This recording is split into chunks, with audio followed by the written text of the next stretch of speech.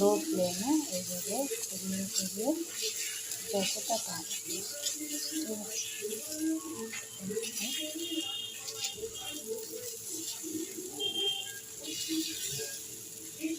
সেরকম গরম লাগলে একটু হালকা জলে নিয়ে নেব।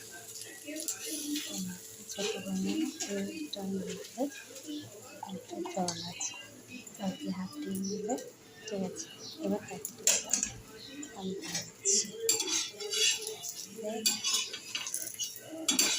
হাতে একটু গোলটা কম হয়েছে, কিন্তু জিনিসটা দেখো।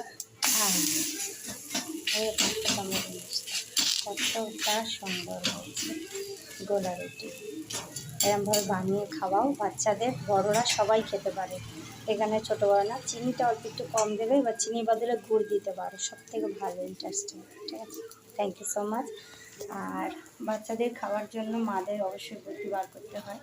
তোমাদের যদি ভালো লাগে অবশ্যই লাইক কমেন্ট শেয়ার করো। আর ছোটো ছোটো রান্নার রেসিপি আমি তুলে ধরবো, যে আমার বাচ্চাকে আমি কীভাবে চেষ্টা করছি আরও খাওয়ার গ্রোথ করার জন্য, যাতে তাদের খাবার হলে একটু হলেও পেট ভরে, তারপরে ভাত টাত খাওয়াবো। ঠিক আছে, ওকে, বাই বাই।